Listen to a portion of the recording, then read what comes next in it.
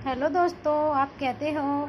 आज मैं आपको सुनाने जा रही हूँ कहानी पतंग और डब्लू चाचा। जैसे ही मुझे ऑफिस से 6 दिनों तक ठंड वाली छुट्टी मिली, मैं उसी शाम ट्रेन पकड़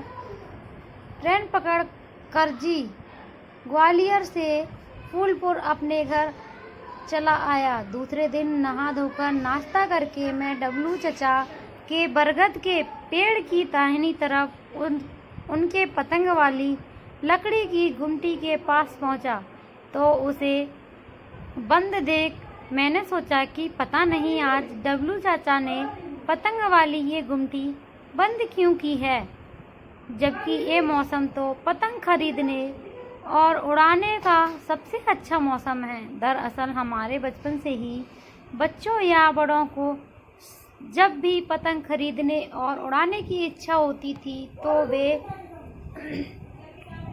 सभी पतंग, परेती, मांझा आदि सारा सामान डब्लू चचा की दुकान से, लकड़ी वाली गुमटी की दुकान से ही खरीदा करते थे।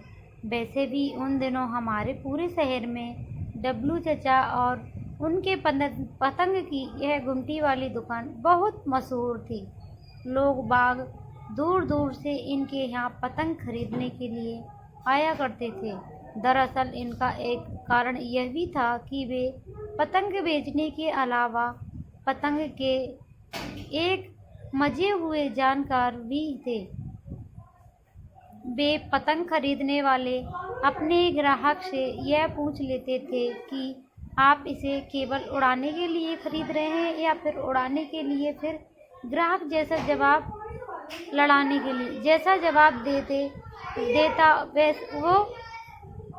वे उसी तरह की पतंग पकड़ाते थे। हालांकि उस समय हमारे शहर की नदी की तरफ और उस तरफ दिन दिन भर पतंग उड़ाने और लड़ाने की तेजबाजी का खेल चलता रहता था, और यह खेल तब तक चलता रहता था जब तक कि पूरी तरह से लोगों को दिखाई पड़ना बंद नहीं हो जाता था। और इतना ही नहीं, उन दिनों पतंगबाजी देखने वालों की भीड़ उड़ाने और लड़ाने वालों से तिगुनी हुआ करती थी। और उन सभी पतंग में अकेले 50% पतंग तो केवल डब्लू चाचा के इस लकड़ी वाली गुमटी से ही खरीदी होती थी।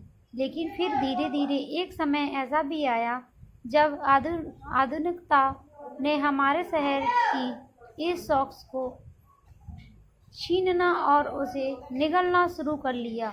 फिर मुझे भी लखनऊ में नौकरी मिल गई। मैंने नौकरी मिलने की खुशी में डब्लू चाचा का भी मुंह मीठा कराया। उन्होंने मुझे घर के किसी बड़े बुजुर्ग की तरह अपना आशीर्वाद दिया था। फिर लखनऊ से 8 महीने बाद जब मेरा घर आना हुआ तो डब्लू चाचा की पतंग वाली लकड़ी की गुमटी को बंद देखा तो मन बड़ा उदास सा हो गया। फिर मैंने वहीं बगल में बरगद के पेड़ के नीचे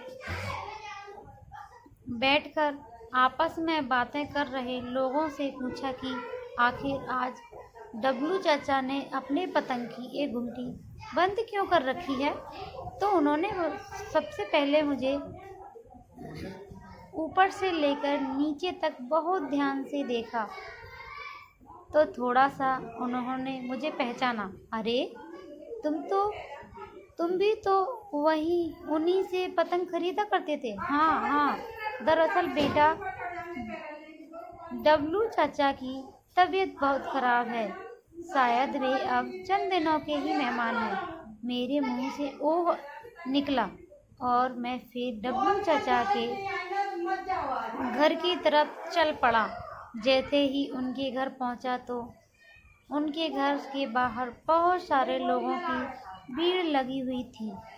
मेरा मन किसी अनहोनी आशंका से भर उठा। मैंने उस भीड़ में खड़े लोगों से पूछा कि क्या हुआ चाचा।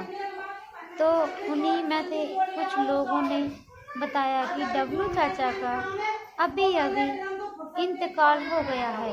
बेटा, मैं तुरंत ही उस भीड़ में से थोड़ी सी जगह बना डब्लू चाचा को आखिरी मर्तबा आखिरी बार देखने की नीयत से झुका तो मुझे उनकी खुली हुई आंखें देखकर ऐसा लगा कि जैसे वे अब भी अपनी लकड़ी की गुमटी में बैठे इधर उधर कोई अच्छी सी पतंग ढूंढ रहे हों। तभी मेरी आंख भर आई और मुझसे फिर डब्लू चचा के घर और नहीं रुका गया। हाँ, रास्ते में ऐसा जरूर लग रहा था कि जैसे मेरे पीछे कुछ लोग पतंग कट जाने की खुशी में चिल्ला रहे हों कि वाह वाह कटे।